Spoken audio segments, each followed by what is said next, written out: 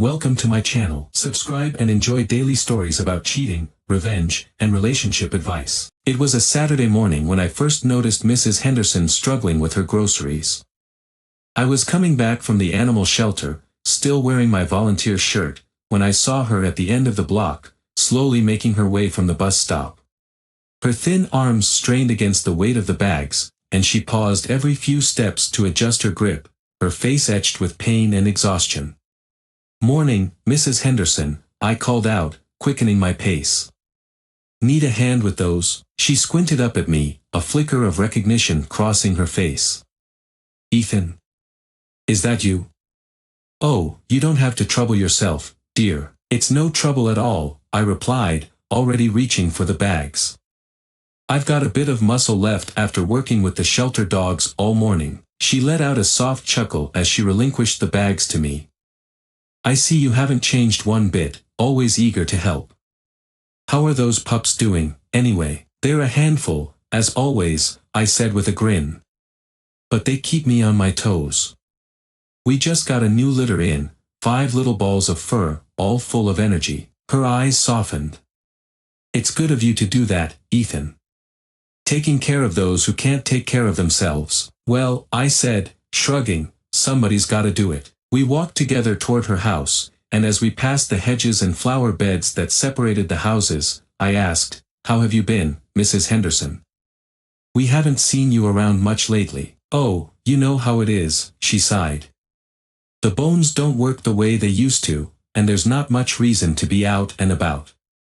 My daughter calls when she can, but it's not the same as having her around." I nodded, understanding more than I let on. "Still, you've got your garden looking lovely." Her eyes lit up at that. "Oh, you think so?" I wasn't sure if anyone noticed.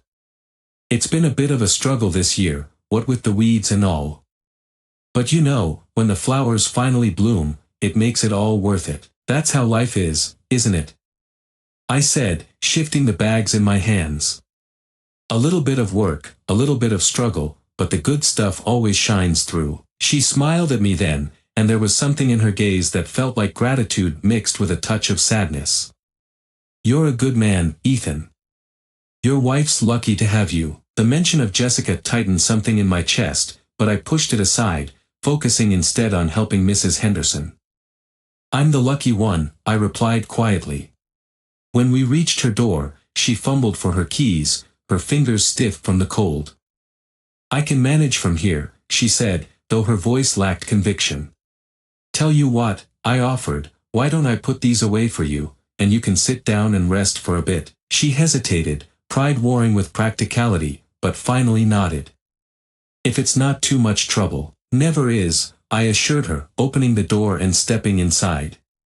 The house smelled faintly of lavender and mothballs, and I could see that she'd kept everything in its place, even though it must have taken her all day to do so. I placed the bags on the counter and began unpacking, glancing at her fridge to make sure everything went where it belonged. As I worked, she sank into a chair, watching me with a wistful expression. "You remind me so much of my Harold," she said suddenly. "He was always helping folks, just like you." "Your husband?" I asked gently. She nodded, a faraway look in her eyes. "He passed about 10 years ago now. But he was a good man. The kind who'd give you the shirt off his back without a second thought." I paused, letting her words hang in the air before replying. "He sounds like he was a great guy." "Oh, he was," she said, a hint of a smile playing on her lips. "And you know, in some ways, you're just like him." "Thank you," I replied, feeling a lump form in my throat. "That means a lot." I finished putting away the groceries and turned to face her. "Is there anything else you need, Mrs. Henderson?" "Anything at all. You've done more than enough, Ethan," she said, her eyes misty. "You've made an old woman feel less alone today." "Well, I'm just next door if you need anything," I said with a smile. "Don't hesitate to call, all right?" "I'll remember that," she promised. "Thank you, Ethan. Truly." As I left her house, I couldn't help but think about how a simple act of kindness could mean so much to someone. But even as I walked back home, basking in the warmth of having done a good deed, a nagging thought crept into my mind.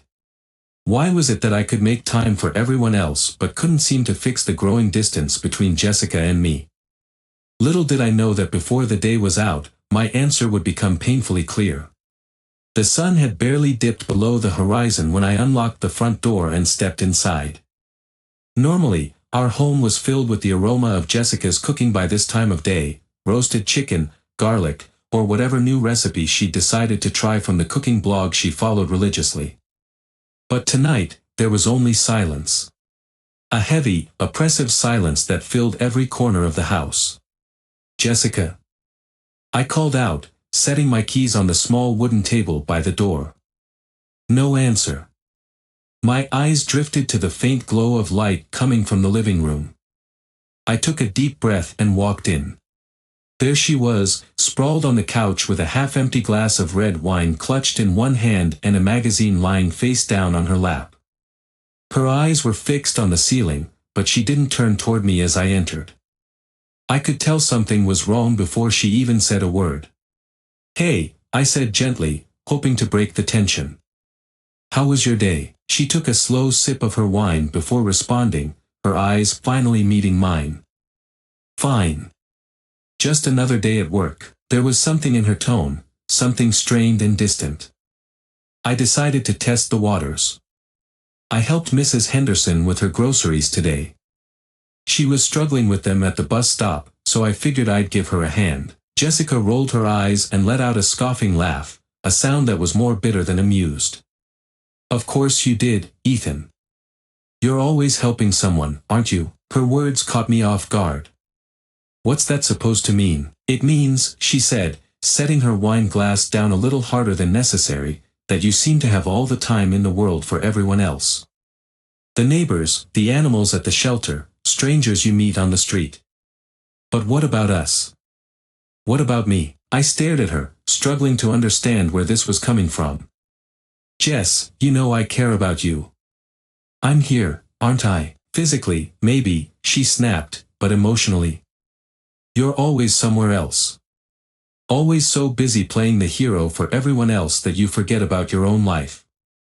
About your own wife." I took a step closer, trying to keep my voice calm. "That's not fair. I've always tried to be there for you. I work hard, I help people." "That's the problem, Ethan," she interrupted, standing up now, her eyes flashing with anger. "You help everyone except us. You think being a good guy means you can just ignore the fact that our marriage is falling apart." My heart pounded in my chest, and I felt the familiar sting of frustration building up inside me.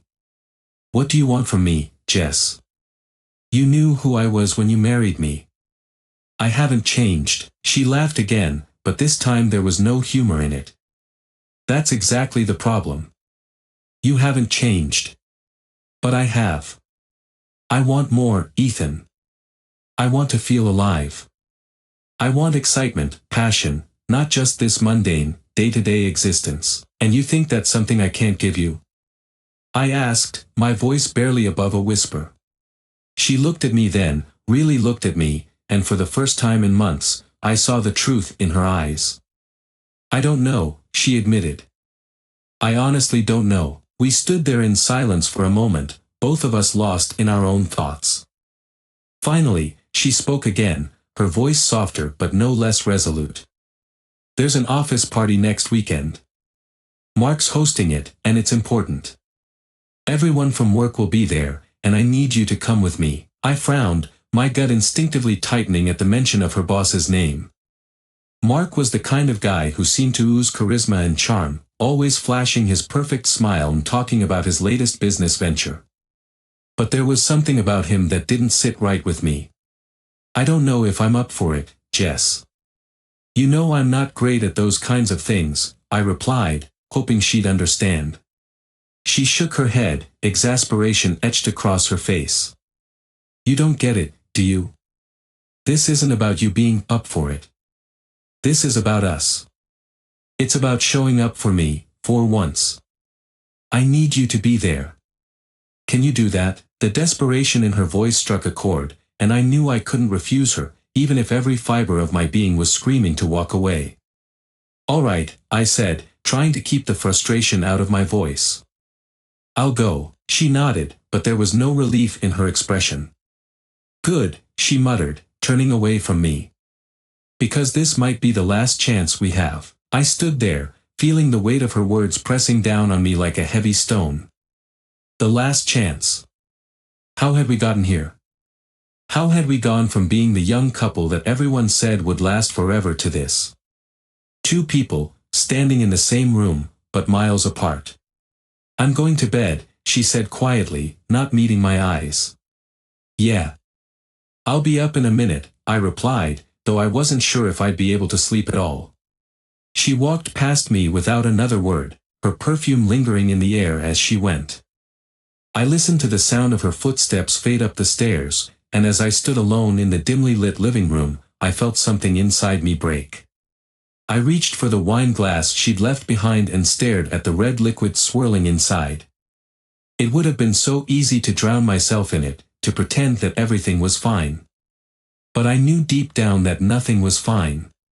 As I looked around at the shadows dancing on the walls, I couldn't help but wonder if maybe, just maybe, this was the moment when I finally needed to stop pretending. The office party loomed over me like a dark cloud, heavy and suffocating. When the day finally arrived, I dressed in my best suit, one Jessica had insisted I wear, a charcoal gray number that felt like a second skin. It was meant to convey professionalism, but all it did was heighten my anxiety. Jessica had spent the day preparing, her excitement palpable as she donned her stunning red dress. "You're going to look so good together," she said with a bright smile, spinning in front of the mirror, the fabric hugging her figure in a way that made my heart race. But even as I admired her, I felt a twist of unease in my gut. We arrived at Mark's lavish home, an imposing mansion that reeked of affluence. As we walked through the front doors, I was immediately overwhelmed by the buzz of laughter and conversation. The clinking of glasses and the soft strains of jazz music filled the air, and the vibrant decorations, streamers, lights, and glittering chandeliers, felt like a stark contrast to the turmoil simmering beneath my surface. "Just relax and have fun, Ethan," Jessica urged, her hand resting on my arm as she led me into the crowd. "You'll be fine." "Sure," I replied, forcing a smile. "Let's just get this over with." As the night wore on, I found myself standing awkwardly in the corner, nursing a drink while Jessica mingled with her coworkers. I watched her as she effortlessly moved from one group to another, laughing and engaging in animated conversation. But each time I saw her throw her head back in laughter, I felt that knot of unease tighten. After a while, I spotted Mark across the room, his dark hair perfectly styled, a confident smile plastered on his face. He was surrounded by several of Jessica's colleagues, but something about the way he interacted with them made my skin crawl. His eyes lingered a little too long on Jessica whenever she joined their group. I took a deep breath and decided to find her. As I wove my way through the throngs of guests, I caught snippets of conversations that made my stomach turn: business deals, personal ambitions, and the occasional flirtation. "Ethan." Jessica's voice broke through my thoughts as I finally reached her. She beamed at me, her eyes sparkling with excitement. "There you are. I was looking for you." "Yeah, I was just observing," I replied, forcing a smile that didn't quite reach my eyes. "This place is something else." "I know, right? Mark really outdid himself," she said, her face glowing with admiration. "Come on, let's get a drink. I want you to meet some people." As we made our way to the bar, I felt a sudden chill.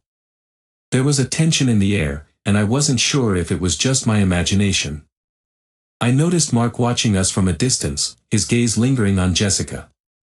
I wanted to say something, to voice my discomfort, but the words caught in my throat.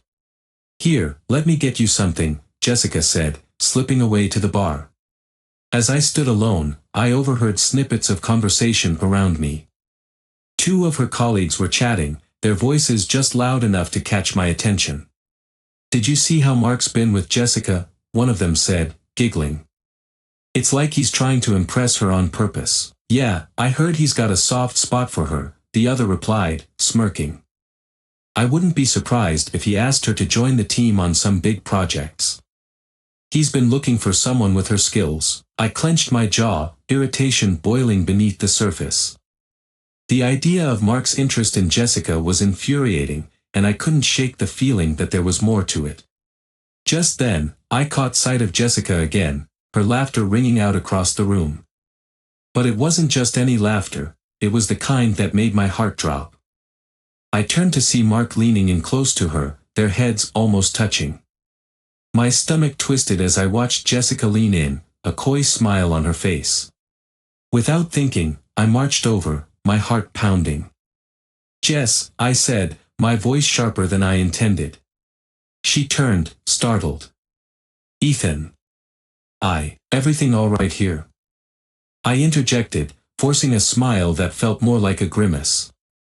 Mark straightened up, that smug grin plastered across his face. "Just chatting about the upcoming project, Ethan.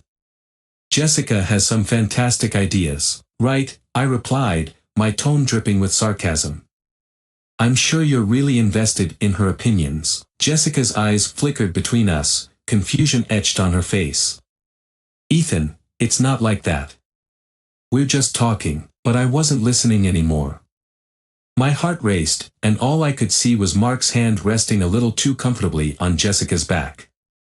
"Excuse me for a moment," I said, cutting her off as I turned away, feeling the heat rise in my cheeks.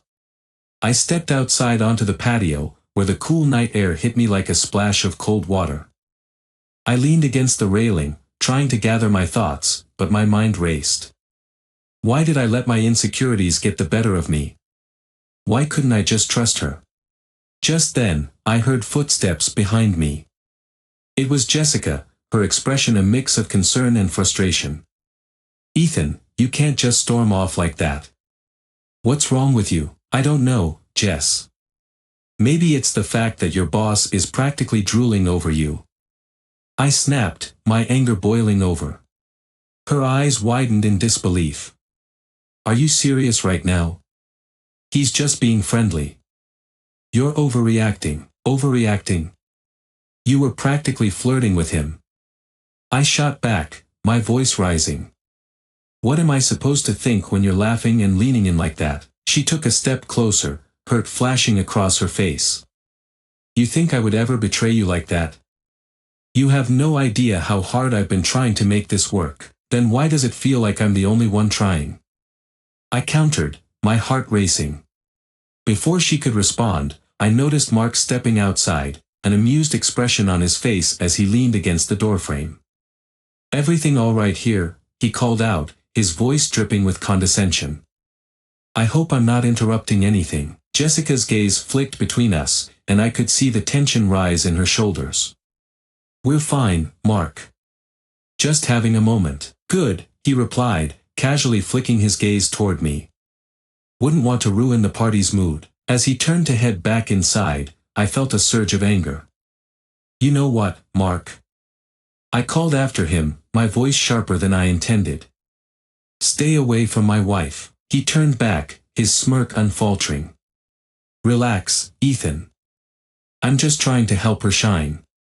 She's got a lot of potential." That was it. I could feel the betrayal rising within me like a tidal wave. I stepped toward him, fists clenched, ready to confront him, but Jessica grabbed my arm. "Ethan, please. Don't make a scene." I looked down at her, feeling the conflict raging within me. I wanted to protect her, but part of me felt betrayed by her willingness to let him get so close. "Let's just go home," I said finally, pulling away from her grip. "But Ethan, no. We're leaving." I turned on my heel, storming toward the car, and as I walked away, I could hear her footsteps hesitating behind me. When we reached the parking lot, I stood by the car, my heart racing. "I can't do this, Jessica.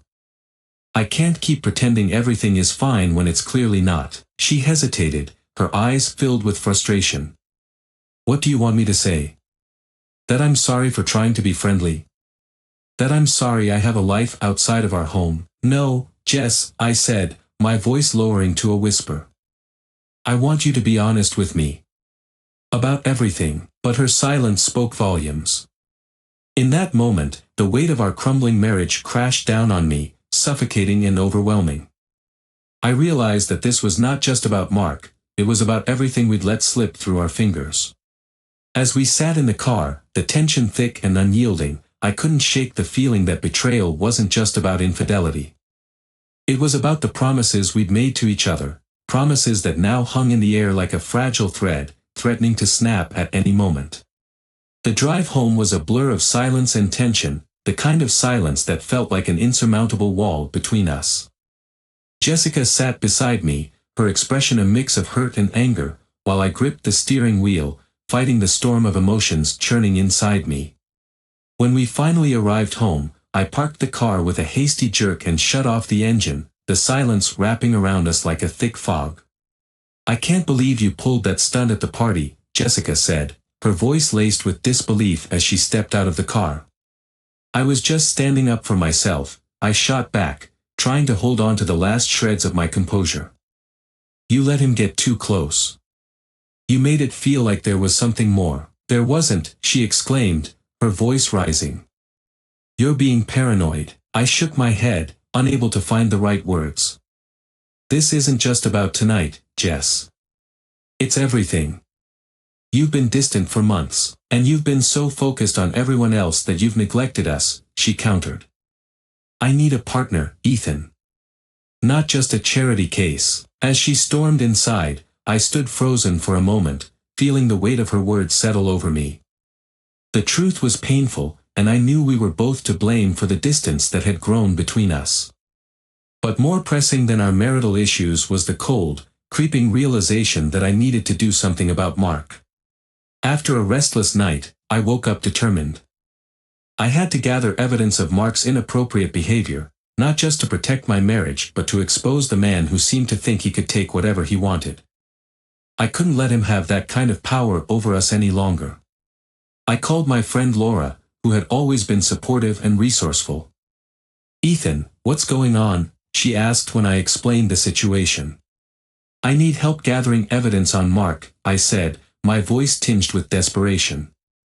"I want to expose him for what he's doing.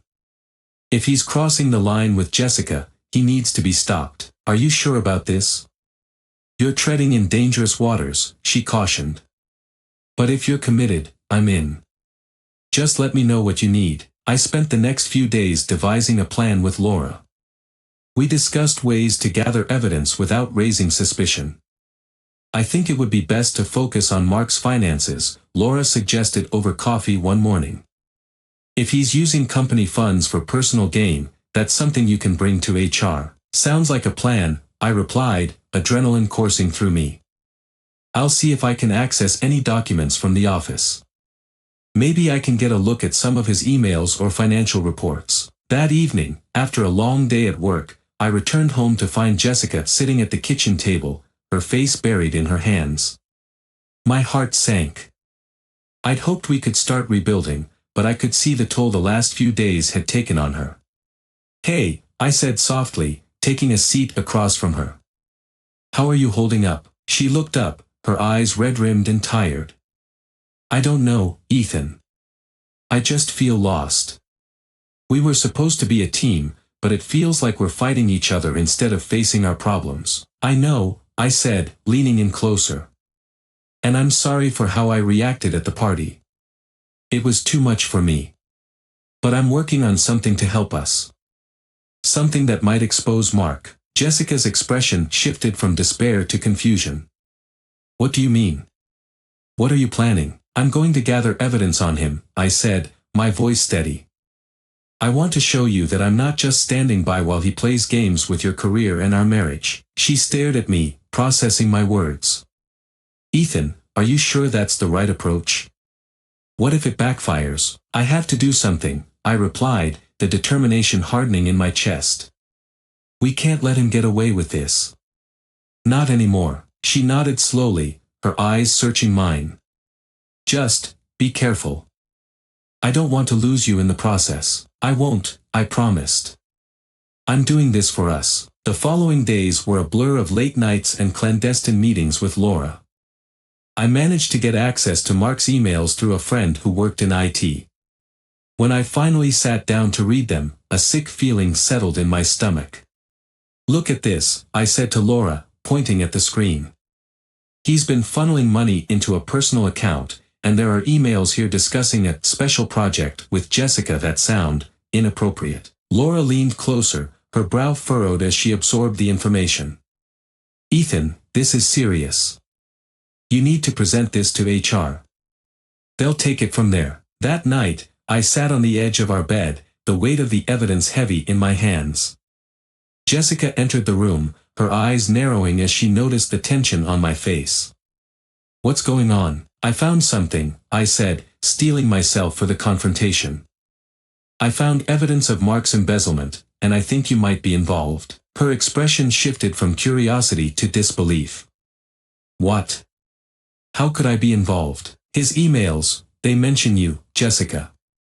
And they're talking about projects that have nothing to do with your work," I explained, trying to keep my voice steady.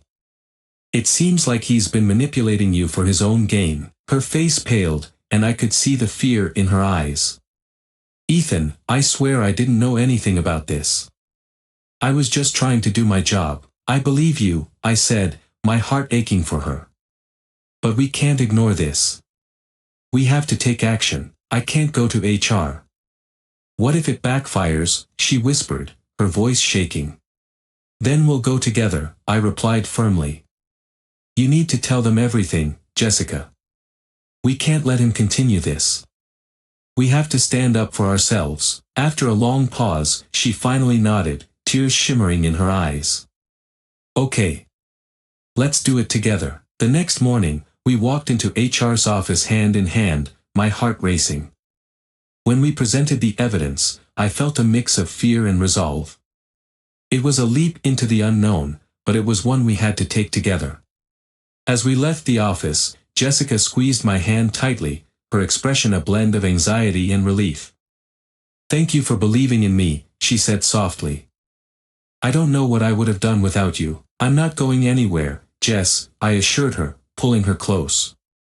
"We'll face this together." Days turned into weeks as the investigation unfolded. I watched as Mark's empire began to crumble, and when the news finally broke, I felt a strange sense of vindication mixed with sadness. He was let go, his reputation in tatters, and Jessica was cleared of any wrongdoing. But more importantly, the process had brought us closer together. As we navigated the aftermath, we found ourselves having honest conversations about our relationship, our fears, and what we wanted moving forward. One evening, as we sat on the porch watching the sun dip below the horizon, Jessica turned to me, her expression softening. "You know, I realized something through all this." "What's that?"